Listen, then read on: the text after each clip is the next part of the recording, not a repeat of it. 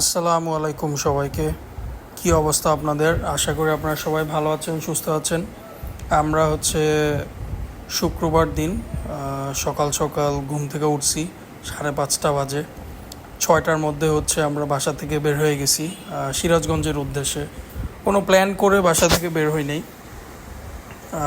Bike নিয়ে আরও সাথে দুই ভাই ব্রাদার নিয়ে সিরাজগঞ্জের উদ্দেশ্যে রওনা দিয়ে দিছি। যমুনা সেতু পার করে টোল দিয়ে যমুনা সেতু দিয়ে এখন যাচ্ছি। ওই দিনের এক্সপিরিয়েন্সটা আনবিলিভেবল ছিল। এত এত সুন্দর একটা ওয়েদার ছিল ওই দিন, আলহামদুলিল্লাহ খুবই সুন্দর ওয়েদার।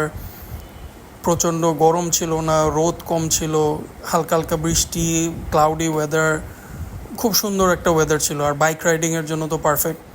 আমার লাইফে first bike ride Dhaka, outside of Dhaka, and গিয়ে সিরাজগঞ্জ, তাও গরু দেখতে যাচ্ছি। একটা অন্যরকম একটা এক্সপিরিয়েন্স ছিল, আলহামদুলিল্লাহ। সো এইবার মোটামুটি যেহেতু গরু কালেকশানে এখনও বের হই নেই, ওই দিনই ফার্স্ট আমরা সিরাজগঞ্জের উদ্দেশ্যে রওনা দিই গরু দেখার জন্য, মূলত গরু কেনার জন্য না। সো আপনাদের সাথে শেয়ার করি সিরাজগঞ্জের জার্নিটা। তো আশা করি আপনাদের ভিডিওটা ভালো লাগবে, অ্যান্ড ভিডিওটা ভালো লাগলে একটা লাইক, কমেন্ট অ্যান্ড সাবস্ক্রাইব করে রাখবেন আমার ইউটিউব চ্যানেল খান অ্যাগ্রো ফার্মের অফিসিয়াল ইউটিউব চ্যানেল গরুর হাট বাই হান্টার। এটা আমার পার্সোনাল চ্যানেল, অ্যান্ড এইটাই আমি ম্যানেজ করি, আর কোনো চ্যানেল ওপেন করব না। এইটার মধ্যেই আমার খান অ্যাগ্রো ফার্মের সব ভিডিও আমি আপলোড করি। সো আর আমার ফেসবুক পেজ খান অ্যাগ্রো ফার্ম, ওইটাতে লাইক অ্যান্ড ফলো দিয়ে রাখবেন। ওখানে রেগুলার আপডেট থাকে। আর ইউটিউবে তো আমি রেগুলার ভিডিও দেওয়ার চেষ্টা করি, বাট পারি না। সো দেখতে দেখতে আমরা সকাল 9টা বাজে আমরা নাস্তা করি অ্যারিস্টোক্রেট, সিরাজগঞ্জের অলমোস্ট কাছাকাছি। অ্যান্ড এখানে নাস্তাটা আলহামদুলিল্লাহ খুব ভালো ছিল। সো নাস্তা শেষ করে আমরা আবার রওনা দিই। ফার্স্টে আমরা সিরাজগঞ্জের যেই খামারি আছে কামাল ভাইয়ের বাড়িতে যাই। সো ওনার ওখানে তেমন কোনো গরু চোখে পড়ে নাই, যেহেতু ওনারা এখন জাস্ট কালেক্ট করতেছে আর গরু বিক্রি করতেছে। সো ওইভাবে ওনার বাড়িতে অত গরু দেখি নাই। সো এখানে ওনার বাড়িতে যাচ্ছি একদম গ্রামের রাস্তা ধরে ধরে। খুব সুন্দর রাস্তা দেখতে পারতেছেন, আলহামদুলিল্লাহ। মোটামুটি আমাদের ঢাকা থেকে সিরাজগঞ্জে যাইতে 3 থেকে 3.5 ঘন্টার মতো লাগছে। আমরা 6টা বাজে ঢাকা থেকে রওনা দিছি, আর 10টার মধ্যে মোটামুটি আমরা সিরাজগঞ্জ পৌঁছাই গেছি। তো এখানে আমরা একটু চা খাচ্ছি, দুধ চা। খাওয়ার পরে আমরা গরু দেখতে গেলাম।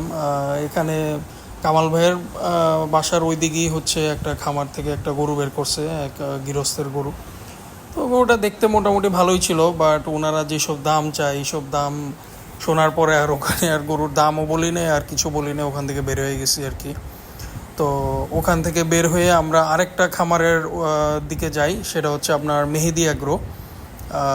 তো মেহেদি অ্যাগ্রোতে নাম্বার আমার আগেই ওনার সাথে কথা হয়েছিল একবার। তো ওনার সঙ্গে যোগাযোগ করে যাওয়ার পথে এখানে খুব সুন্দর একটা নদী দেখলাম। তো এখানে কিছুক্ষণ দাঁড়াইলাম, গল্প করলাম, কিছু ছবি টবি তুললাম। তারপরে আমরা মেহেদি ভাইয়ের খামারের উদ্দেশ্যে রওনা দিই। তো এই যে এখানে আমরা চলে আসছি মেহেদি ভাইয়ের এখানে। তো ওনার এখানেও সেম অবস্থা, গরু নাই, জাস্ট এই একটা গরু ছিল বিক্রি করার মতন, আর কোনো গরু নাই ওনার ফার্মে। আর গিয়ে তো ওনার এখানেও খুব বেশিক্ষণ আমরা ছিলাম না, মেবি 15-20 মিনিট, আধা ঘন্টার মতো ছিলাম। আর ওনার বাড়ির উপরে খুব সুন্দর সুন্দর জাম্বুরা আম, এই গাছগুলা ছিল। এইখানে মূলত এই ব্রাহ্মার একটা গরু ছিল, ব্রাহ্মণ, খুব সুন্দর একটা গরু, দেখার মতন একটা গরু। এটা উনি বলল যে বগুড়ার মেলা থেকে উনি কিনছিল, অলমোস্ট 2 বছর ধরে পালতেছে। তো জিজ্ঞেস করলাম বিক্রি করবেন কিনা, তো বলে যে না ভাই, এটা বিক্রি করবো না, এটা পালতে থাকি, দেখি কি হয়।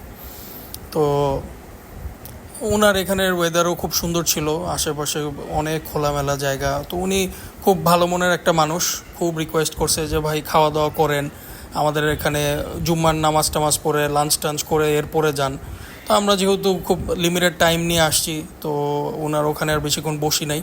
তারপরে আমরা বের হয়ে যাই উল্লাপাড়া গ্যাস লাইন পশুরহাট, ওখানে যাই নামাজের আগ দিয়েই। তো মূলত উল্লাপাড়া গ্যাস লাইন পশুরহাটে যাওয়ার পরে একটু ডিসহার্টেন্ড হই, কারণ হাটে একবারই গরু ছিল না বলতে গেলে। আর যেসব গরু ছিল ওইসব গরু কালেকশন করার মতন গরু না, সবই ম্যাক্সিমামই ছিল হচ্ছে আপনার কসাই মাল। আর এখানে কিছু ছোট সাইজের আপনার দেশি গরুর মতন ছিল, বাট এগুলো আসলে ওইভাবে চোখে লাগে নাই। আর দুই একটা যেমন এই যে এই লাল গরুটা লাগছে, এগুলো দাম শোনার পরে আসলে আর দাম বলার মতন আর জায়গা নেই। যেমন এইসব গরু 1,40,000, 45, হ্যাঁ, 1,50,000 এরকমভাবে দাম চায়। তো এইসব গরু 1,40,000, 45, 50 এইসব দামে গরু কিনা বিক্রি করাটা ডিফিকাল্ট। তো যাই হোক, হাটে হচ্ছে কোনো গরু দামাদামি করি নেই, জাস্ট হচ্ছে একটু ভিডিও টিডিও করলাম ভ্লগে দেওয়ার জন্য। বাট ওরকম ভালো কোনো গরু চোখেই পড়ে নাই। যেমন এখানের এই জোড়াটা ছিল, এই জোড়াটাও মোটামুটি একটু সুন্দর ছিল, বাট সাইজ অনুযায়ী দাম অনেক বেশি চায়। তারপরে হচ্ছে এই যে এখানে আপনার এই যে ছোট দুইটা টেঙ্গুরা, এই দুইটা টেঙ্গুরা গরু খুব ভালো লাগছিল। তো এই টেঙ্গুরাগুলোও মোটামুটি আপনার হচ্ছে 1.5 লাখ টাকা জোড়া চায়। তো আমি হচ্ছে এগুলা 1 লাখ টাকা পর্যন্ত বলছি, বাট ওনাদের আর কোনো আওয়াজ টাওয়াজ নাই, তো হবে না। তো যাই হোক, হবে না যখন আমি আর কোনো দামটা আমার বলি নেই, বের হয়ে গেছি। তো তারপরে নামাজ টামাজ পড়লাম, জুম্মার নামাজ পড়ার পরে হচ্ছে গিয়ে আমরা মতিন ভাইয়ের খামারে যাই। মতিন ভাইকে ফোন দিলাম। মতিন ভাইয়ের সাথে আমার কুরবানির আগে ওনার সঙ্গে বেশ কয়েকবার কথা হয়েছে কয়েকটা গরু নিয়ে। তো উনারে ফোন দিই যে ভাই ফার্মে গরু আছে কিনা। বলে যে ভাই অল্প কয়টা গরু আছে, আসেন, আসলে দেখতে পারবেন। তখন আচ্ছা ঠিক আছে চলেন। তো পরে ভাই ব্রাদারদেরকে নিয়ে গেলাম। তো যাওয়ার পরে ওনার ফার্মে ঢোকার পরে মোটামুটি একটু মনের মধ্যে একটু শান্তি পাইলাম যে আর এত কষ্ট করে বাইক রাইড করে এসে অ্যাটলিস্ট গরু কিনি আর না কিনি ভালো কিছু গরু দেখতে পারতেছি ওনার ফার্মে। এতক্ষণ তো মন ভরে নেই গরু দেখা। তো যাক, ওনার ফার্মে বেশ ভালো ভালো কিছু গরু ছিল। তো ওখান থেকে হচ্ছে সবগুলা গরুই দেখতেছিলাম যে কোনটার কি বয়স, দাঁতে কয়টা, দাম কি। যেমন এই গরুটা হচ্ছে গিয়ে আমি মোটামুটি একটা ভালো দাম দিছি, বাট উনি হচ্ছে গিয়ে মানে একটা দাম চেয়ে বসে রয়েছে, তো ওখানে থেকে আর নামে না। তো পরে হচ্ছে গিয়া আমরা এই গরুটা দেখি। এই গরুটা হচ্ছে গিয়া খুব ভাল লাগে, এটা ঢোকার পর পরেই মোটামুটি এই গরুটা ভাল লাগে। তারপরে হচ্ছে যেমন এখানে হচ্ছে গিয়ে এই হাসা গরুটা ছিল, তারপরে এই সাদাটা তো দেখলামই। এর পাশে গির গরুটাও মোটামুটি ভাল লাগছিল, অনেক হাইট, অনেক উঁচা। বাট এটা মোস্ট প্রবলি এটা রেডি হয়ে গেছে, এটা আসলে আর 1 বছর পালার মতন গরু না।